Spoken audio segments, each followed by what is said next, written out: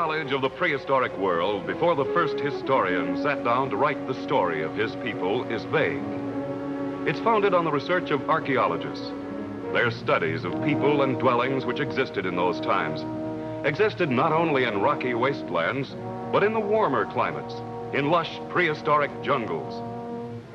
Not so very long ago, an explorer in a wild tropic jungle found evidence which told this story. Nobody knows when these events took place. Maybe 10,000, maybe 100,000 years ago. It's the story of romance when the world was young. And as all romances must, it concerns itself mainly with one man, Angor, and one woman, Tigri. This is the woman of our story. She is Tigri, the leader of her tribe. Under the spell of the full moon, Tigri and the women of her tribe dance restlessly, savagely, impelled by a feeling of frustration, of a promise unfulfilled. They dance not knowing why and continue until exhausted.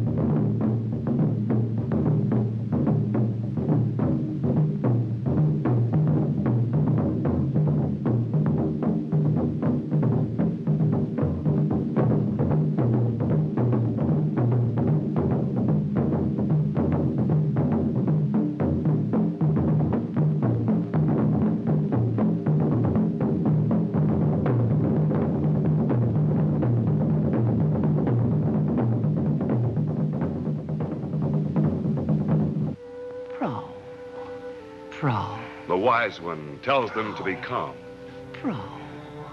This is Loti. This is Arva. This is Tigri. You've met her before.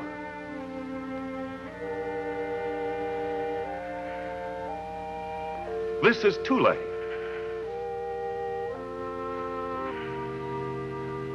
This is Eros.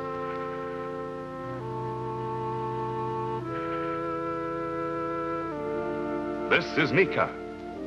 This is the wise one. Old as the moon and wise as the sun. She knows why the young ones dance so restlessly in the light of the full moon. She's telling them the story of the founding of their tribe. She explains that many moons ago, the tribe was founded by Tana, the mother of Tigri. In those days, the women were the slaves. And in Tana's tribe, as in all other tribes, no woman dared question the men. The men needed only to order, and the trembling women hastened to obey.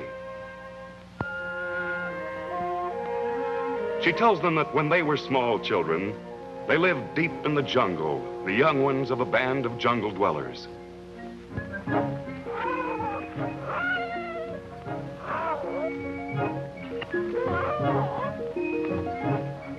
This is Tigri's mother, Tana. She and the others have stopped for a momentary rest, tired from carrying the carcass of a dead animal.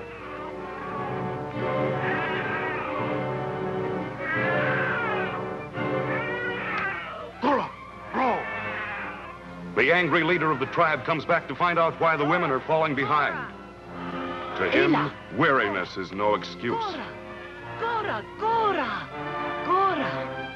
Tana and the other women wearily pick up the carcass and continue.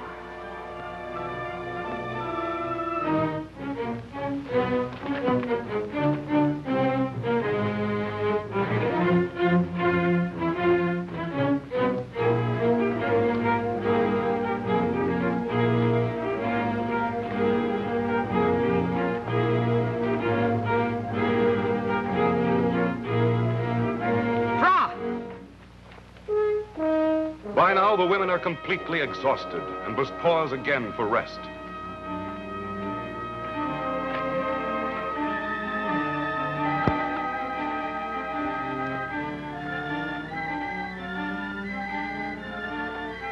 Angrily, the leader storms back and yells for them to get going. Bro! Gora! Please! The rebellious Tana tells him that the men should carry the dead animal.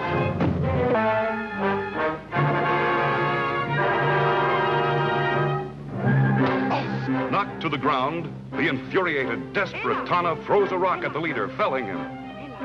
Tana immediately realizes that they must flee with the children, or the men of the tribe will take revenge on them. The women quickly gather the children and rush off into the jungle.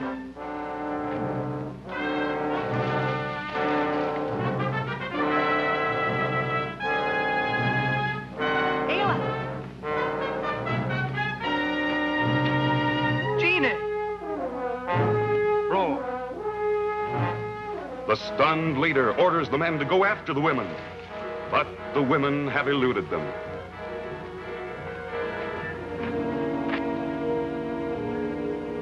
The wise old woman tells them how, as time passed, the tribe prospered under Tana's able leadership, and the little girls learned how to fend for themselves. They all learned the skills of hunting and fishing for their food.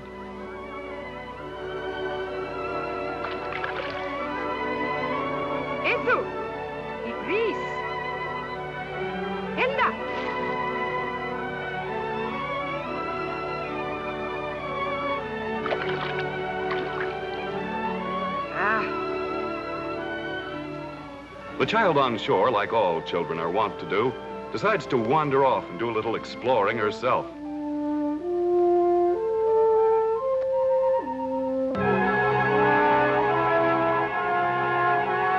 The entire tribe is unaware that they have been sighted by the terrible Gwadi. This 9-foot-tall monster has roamed the jungle for years, bringing death and destruction to whatever he touches.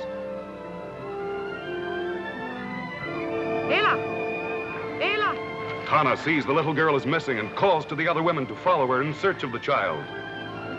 Savage, merciless, possessed of Herculean strength, Gwadi is the most feared thing in the prehistoric world.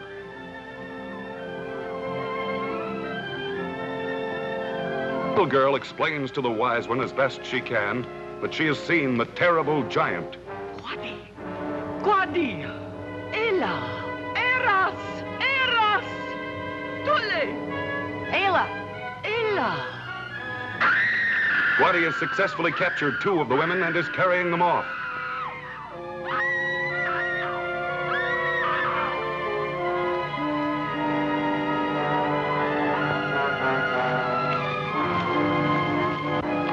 Tana was the only one to get away, but has been mortally hurt and dies with Gwadi's name on her lips.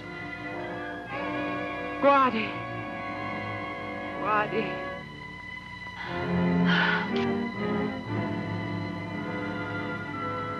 The wise old woman flees with the children. Gwadi! Even now, 15 years later, the mention of the dreaded name of Gwadi still strikes terror in the hearts of these same girls. They know that the hideous giant still ranges the jungle.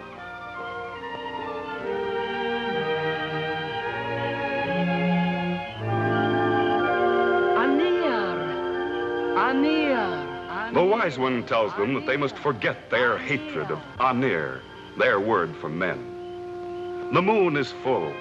By the time of the advent of the next full moon, they must find and capture themselves husbands if the tribe is to survive.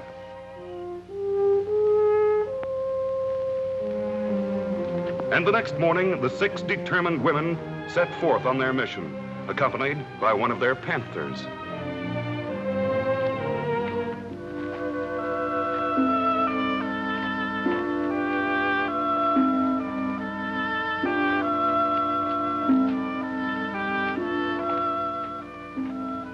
This is the man of our story. He is Angor. This is Angor's friend, Ruig. This is Kama and the bearded Ad. Angor and his friends are on a foraging expedition. They're hunting food for their cave-dwelling tribe. They've cornered a savage tiger and are pitting their skill with stone-headed war clubs against this vicious monster of the jungle.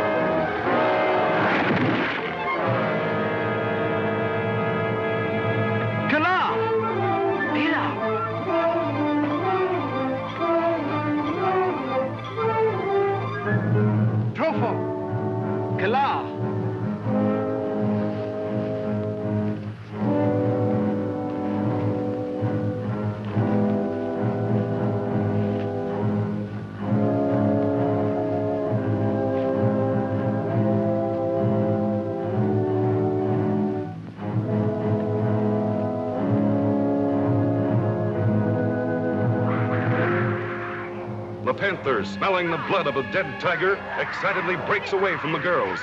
They chase after their pet.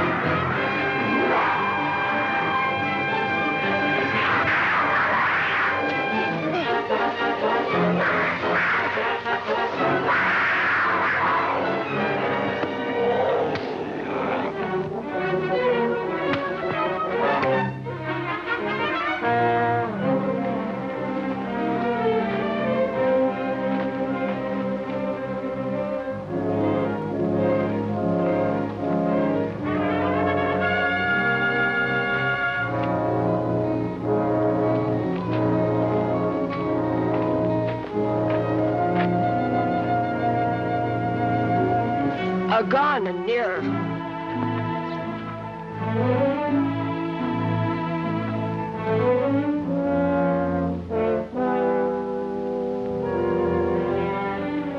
Ad uses the sap from a tree to soothe Angor's wounds. Suddenly, Ad falls unconscious. Angor and his tribesmen are amazed to see that they've been attacked by members of the weaker sex. Back on!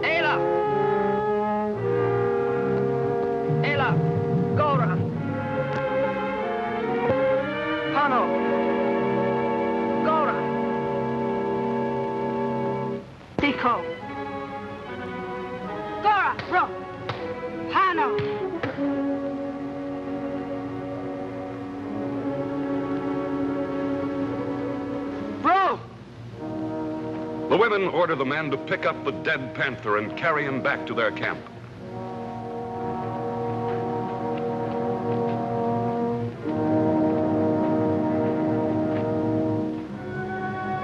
In the meantime, Angor stumbles along through the jungle back to his people.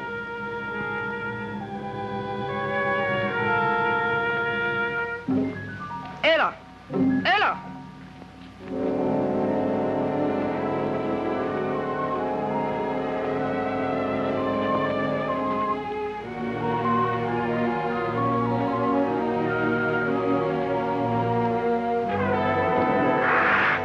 Tallas, bro!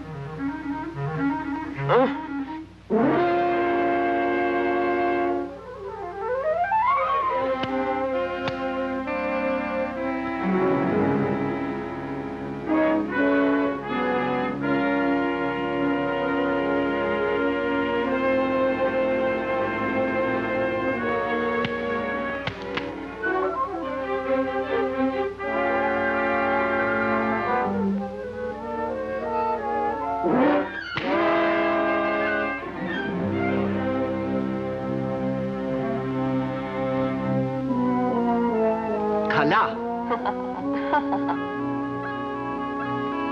Pano.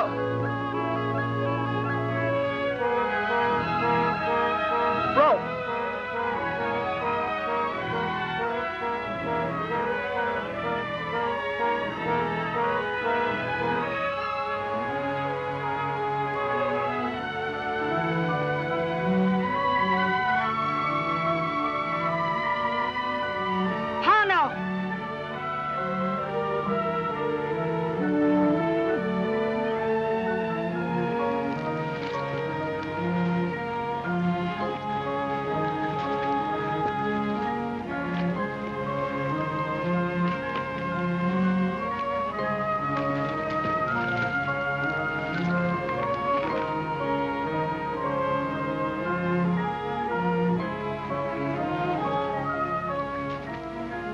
What type of women are these Rueg wonders who attack men and live in trees? Nika gazes at her captive, entranced by her first close look at a male.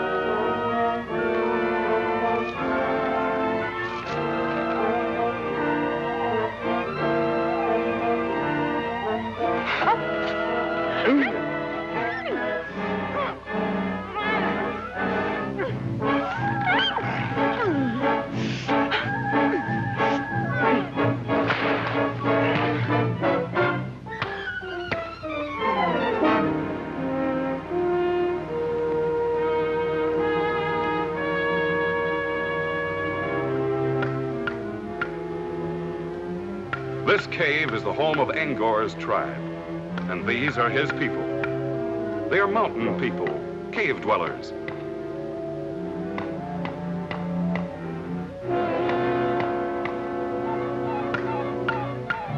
Ela.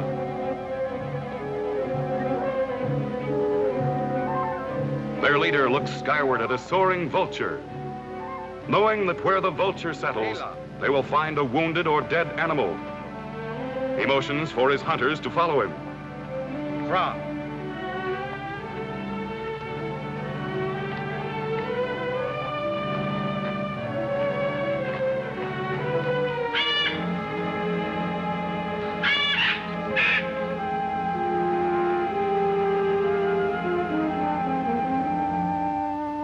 Ela.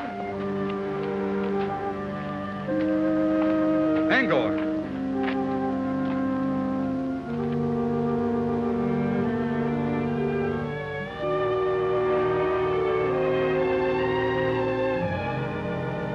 Iko.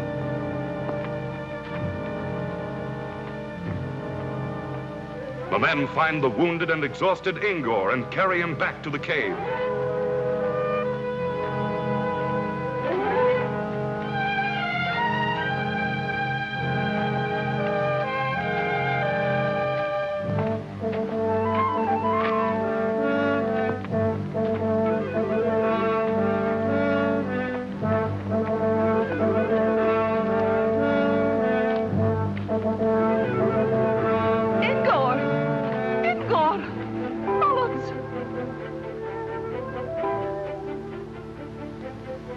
Angor's mother and the rest of the cave dwellers crowd around the wounded Angor.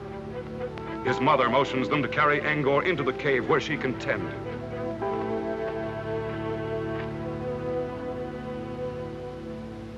Weeks have gone by, and the leader of the cave dwellers is marking on the rocks the story of the women as Angor has told it to him.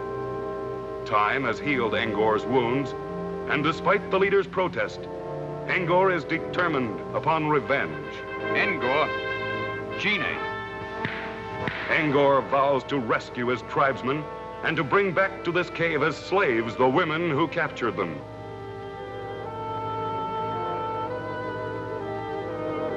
Angor. Angor. Ela.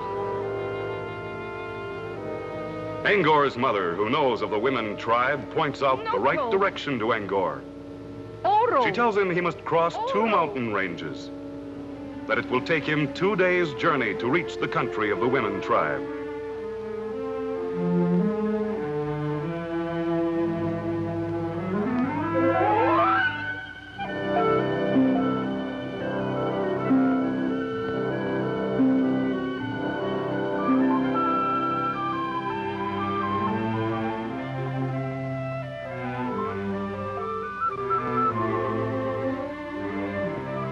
Every sense alive for the sound or sight of danger, Angor makes his way through the jungle toward the camp of the women.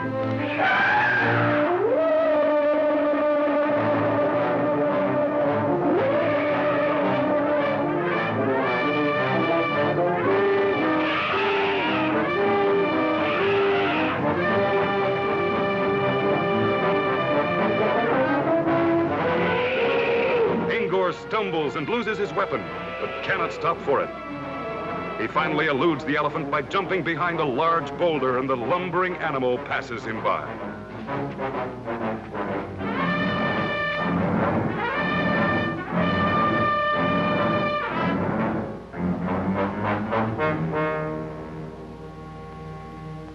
Having lost his only weapon, Angor must make a new club, his only protection against the many dangers lurking in the jungle.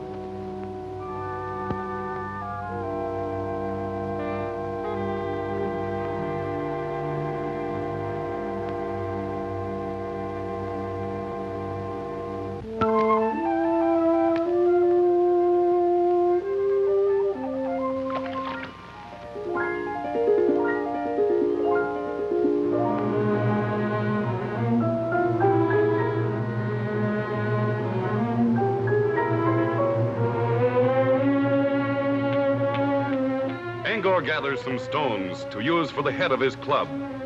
He starts hacking two of them together to make a sharp edge. A spark ignites the dry leaves on the ground, and Ngor is taken aback by the strange, unknown phenomenon, fire. He stretches his arm out to touch it and draws his hand back in pain. He doesn't understand it, but he knows that this new discovery of his has the power to inflict injury.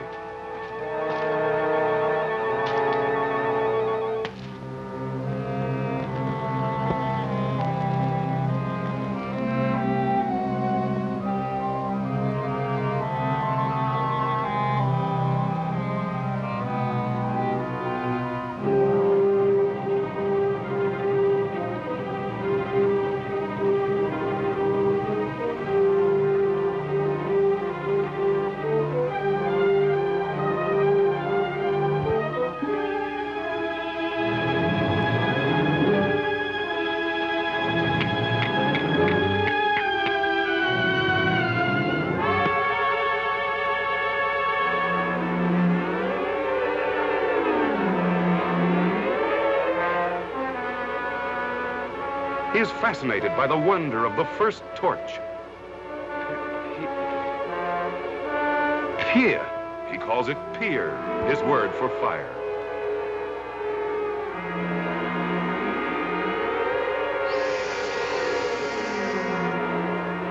The hiss of a python in the tree startles him to his feet.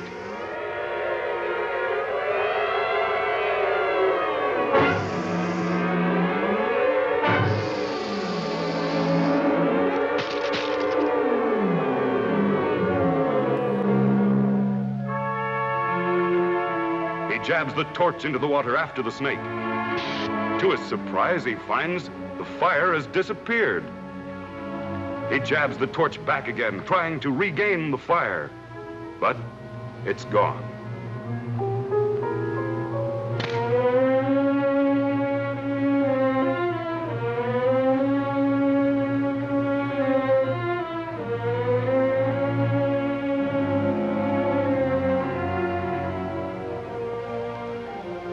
Strangely enough, the swan dive was invented before the swan.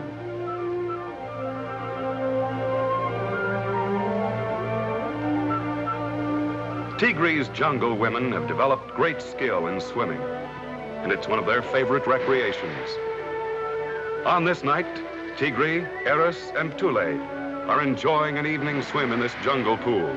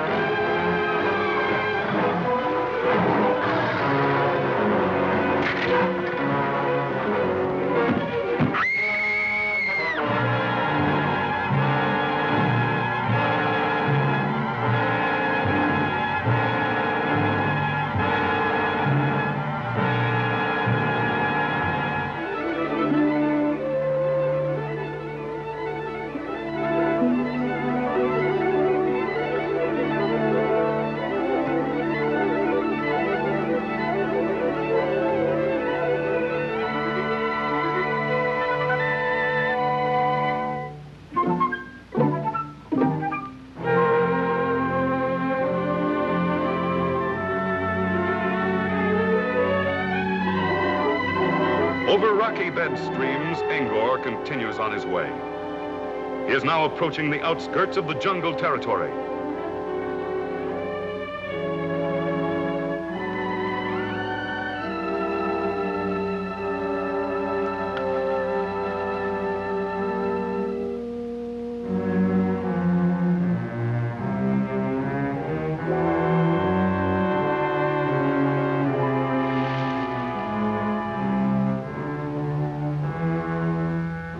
Suddenly, he sees ahead of him the huge, giant Guadi. Terrified, Ngor decides that the tree is his best hiding place and quickly climbs up into it.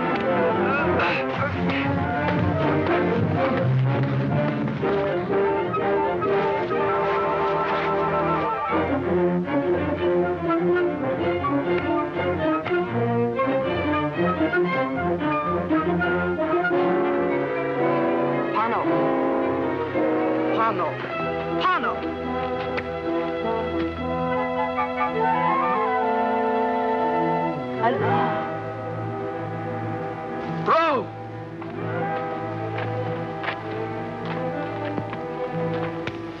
Go.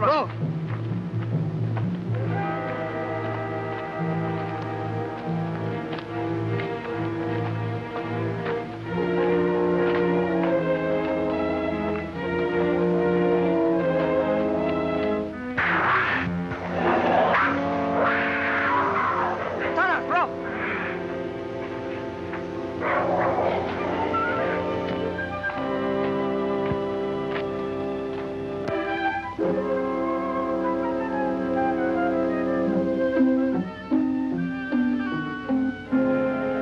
It seems that women were women in those days, too. A handsome male captive makes his appearance, and suddenly there's trouble. Angor! Angor! Rui!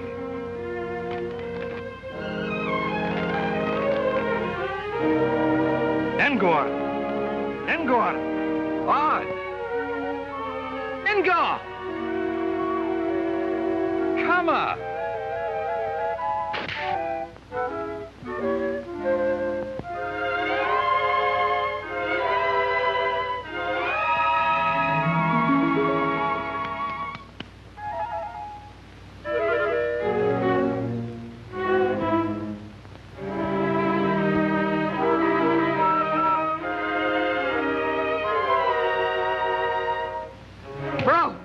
Tigri is not sure yet why she objects, but she wants no interference until she decides whether or not she herself wants him as her husband. Bro! Cora! Bro!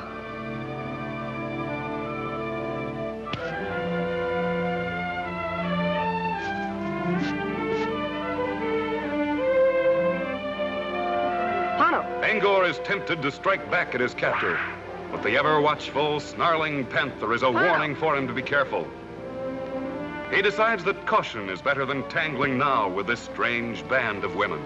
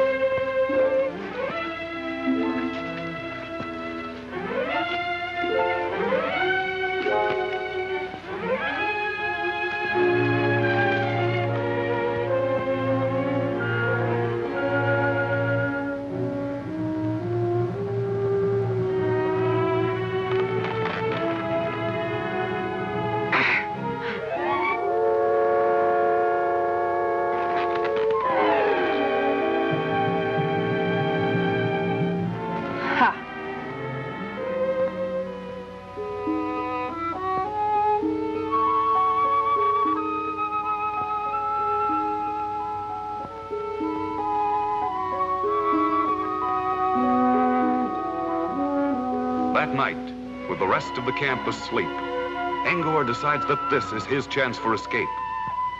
Quietly, he starts to climb down the vine.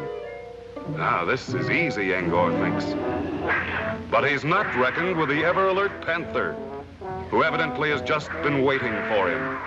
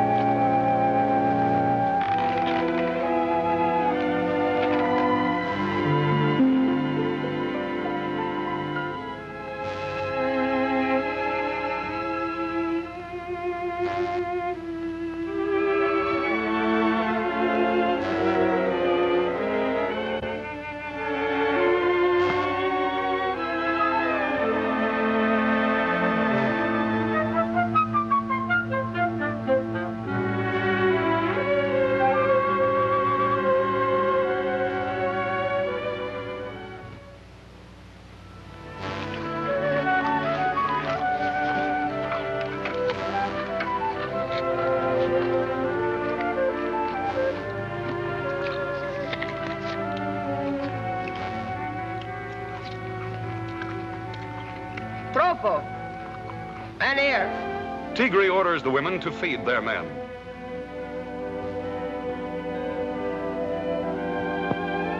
Arva decides that this is a good time for her to make up to Angor and starts to bring him some food.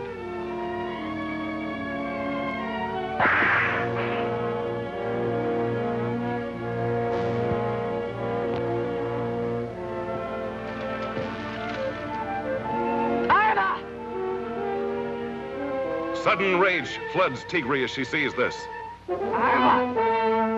She angrily informs Arva that she has decided that Angor is to be her husband. Arva, I near. But Arva violently disagrees. Tigri, I near. And so the fight is on.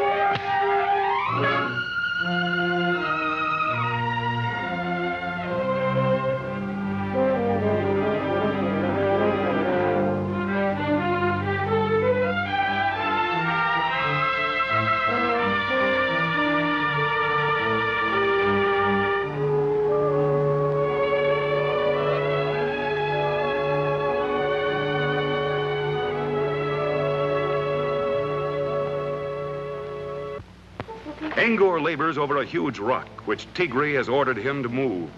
He can't budge it. Tigri shakes her head at the stupidity of men. Angor finally gives up, humiliated by her look of scorn.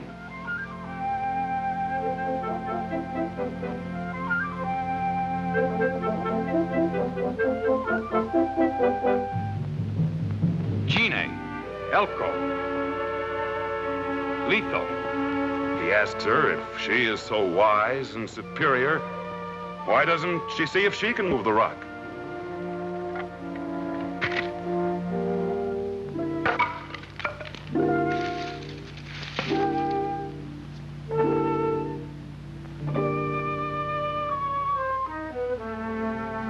Tigri picks up a huge branch and, using simple leverage, shows Angor how easy it is to move the rock if you use your head.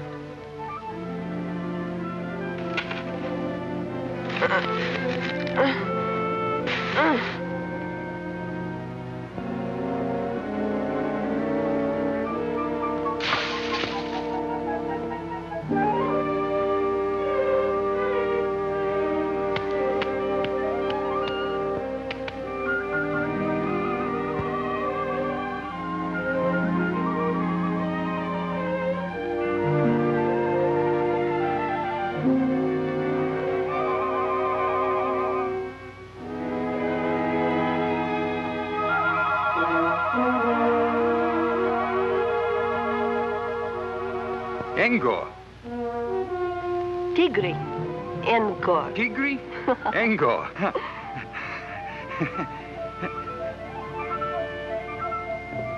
This is the night before the full moon.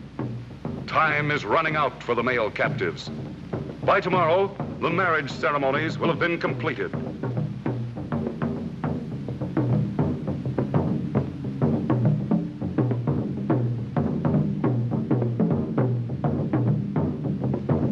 One drums, and the women dance as Angor and the men look on with mixed emotions.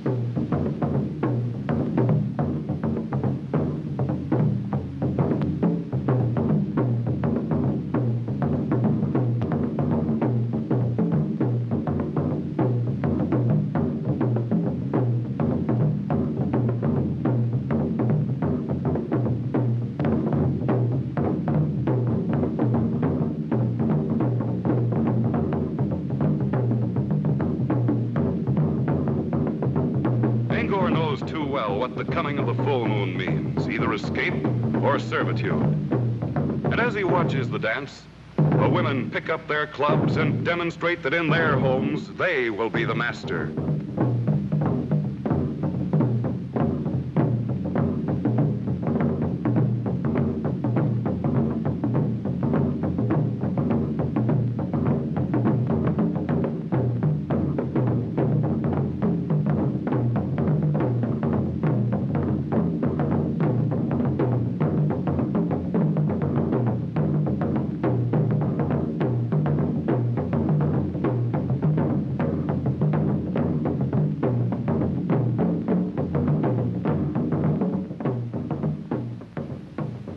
Surrounded by the watching women and the ever-guarding panther, the men sit idly while Ruig, who seems to have a fetish for being clean-shaven, is scraping his cheek with a sharp-edged stone.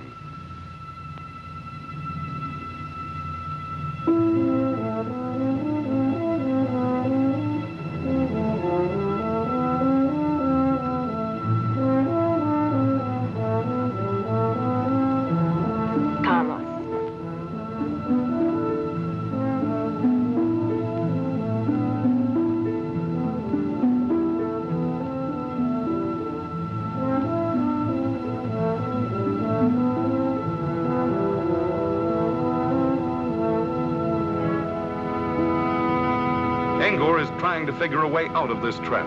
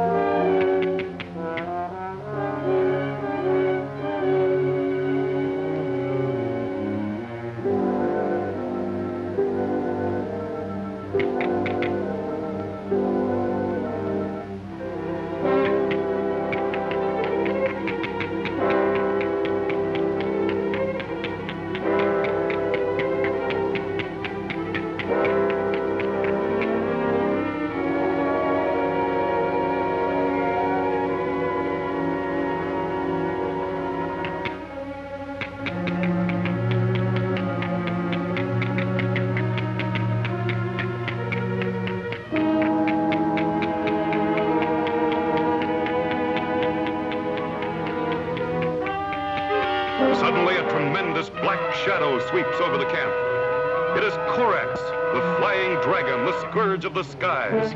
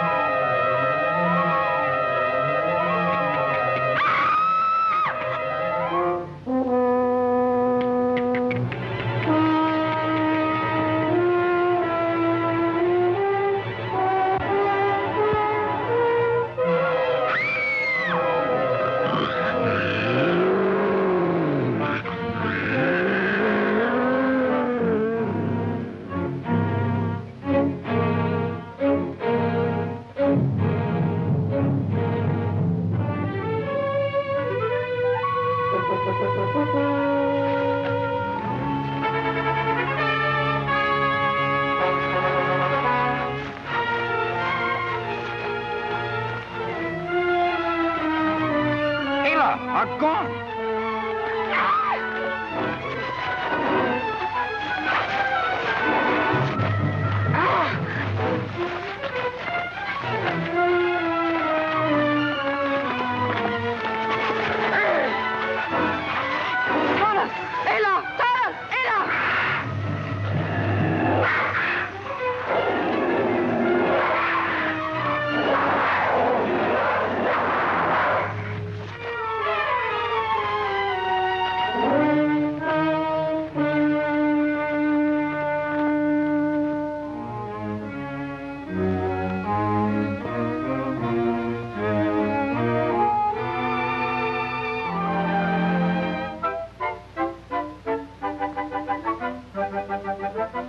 And so the tables are turned. The dominant male is happy and contented. Women wait on him as though he were a king.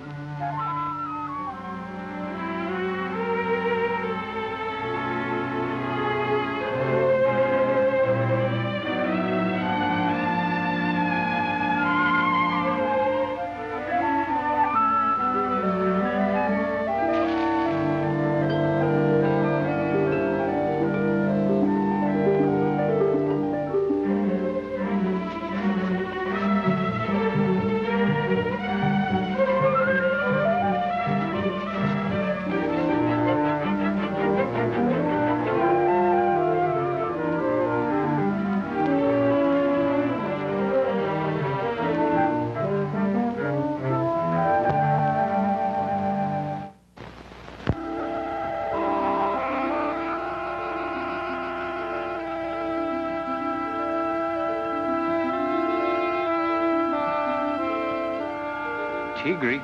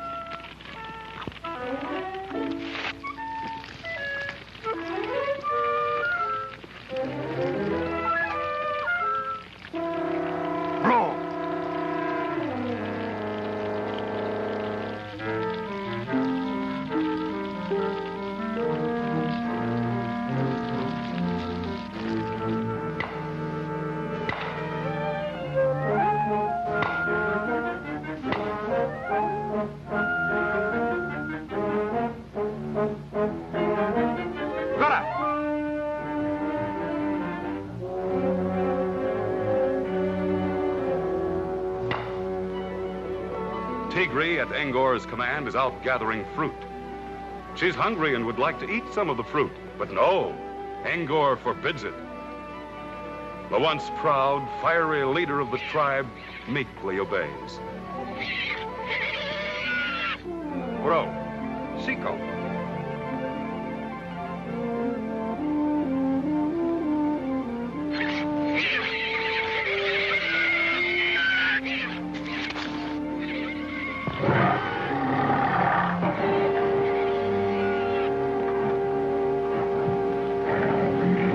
Tigri, hela, hela!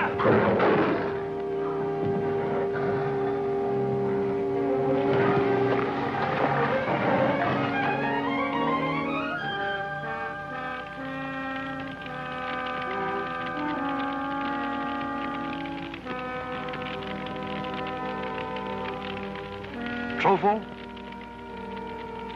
He offers a piece of raw meat to Angor, who's intrigued by the scent of the meat in the fire.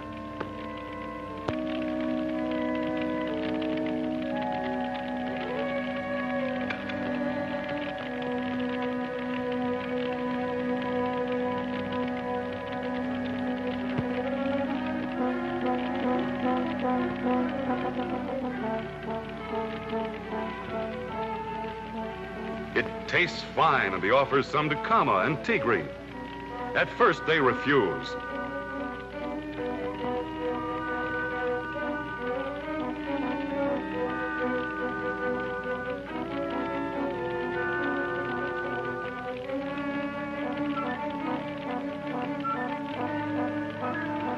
Kala.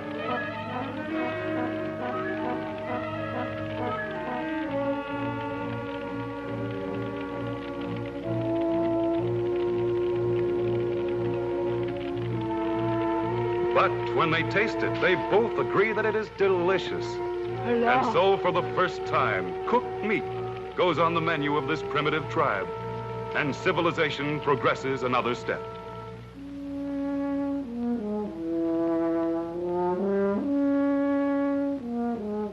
Angor's thoughts are of his home and his people.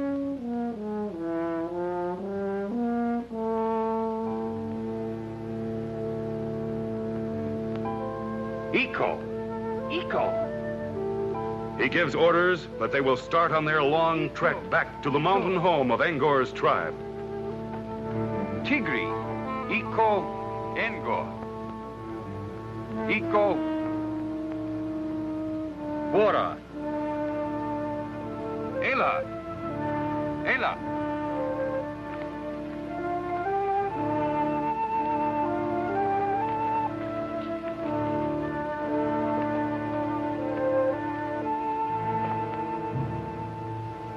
Angor leads them through the jungle, ever alert for the lurking dangers which abound there.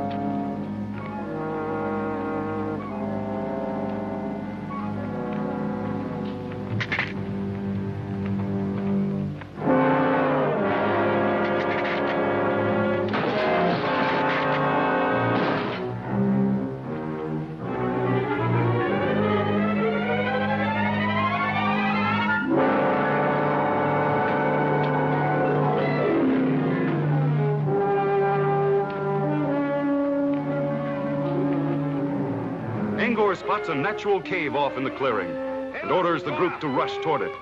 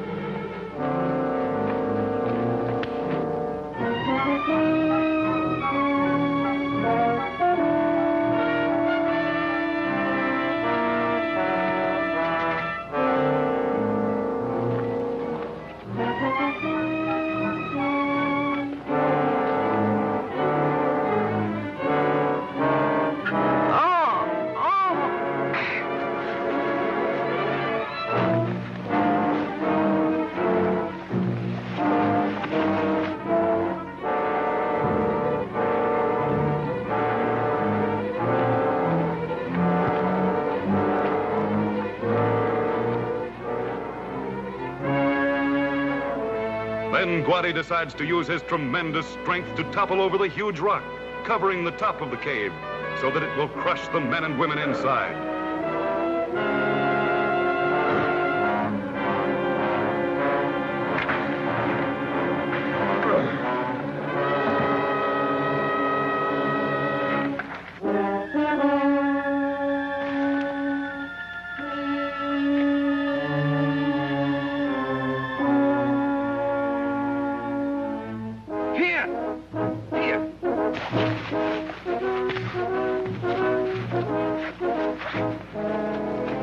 Angor orders the other men to make torches.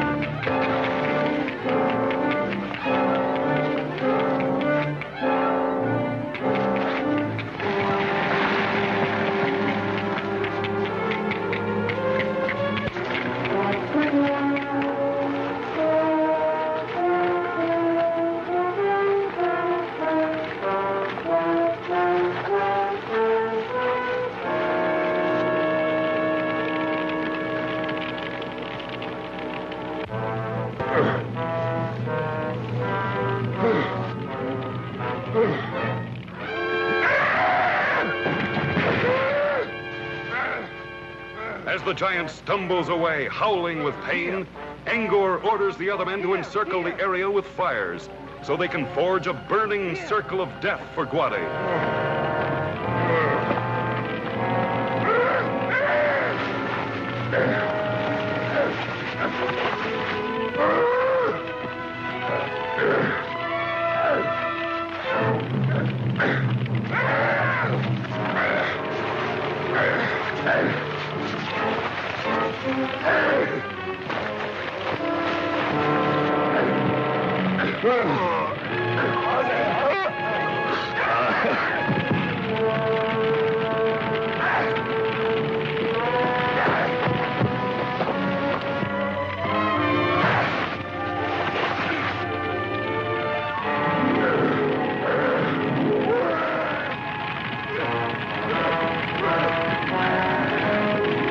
Guadi is completely bewildered by the leaping flames and terrified by the fire. He screams in fear.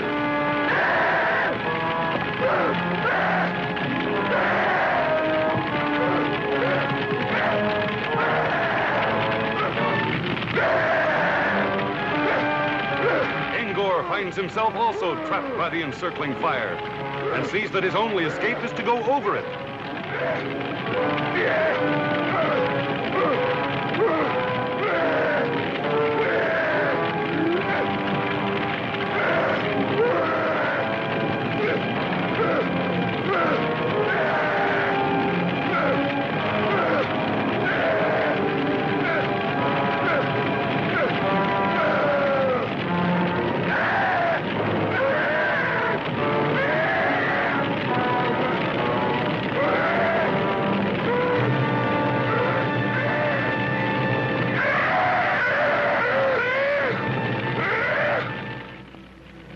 Tigri looks with admiration at Angor. Tigri, Iko? She asks him to change his mind and return to the women's camp with his men, where they can start a new tribe. Angor, Iko Tigri. Ava. Angor, Iko Tigri. Angor agrees and tells his friends he has decided to remain.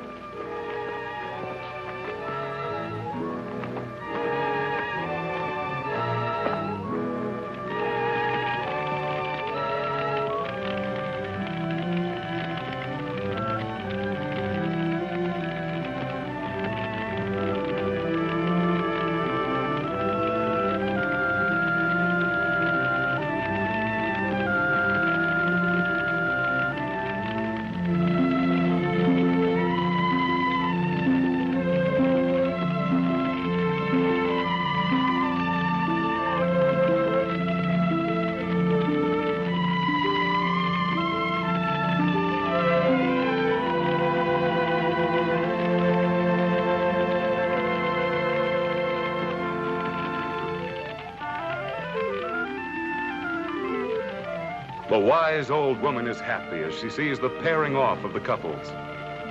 She knows now there will be peace between the tribes and that the tribe will increase.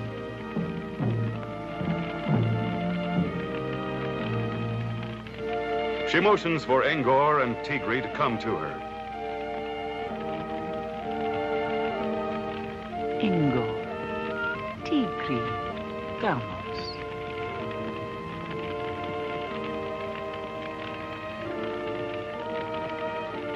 She is going to perform the only kind of marriage ceremony she knows.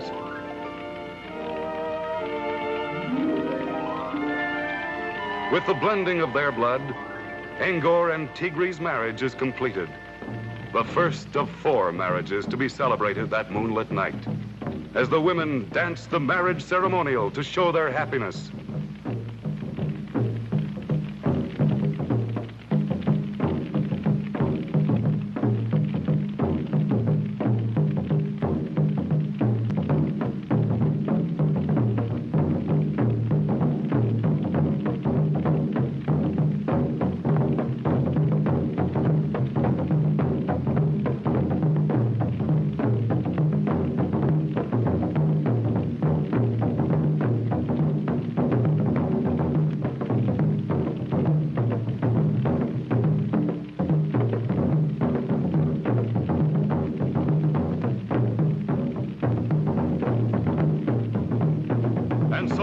Distant days, even as today, the eternal battle for supremacy between woman and man was solved not through the clout and the club, but through romance.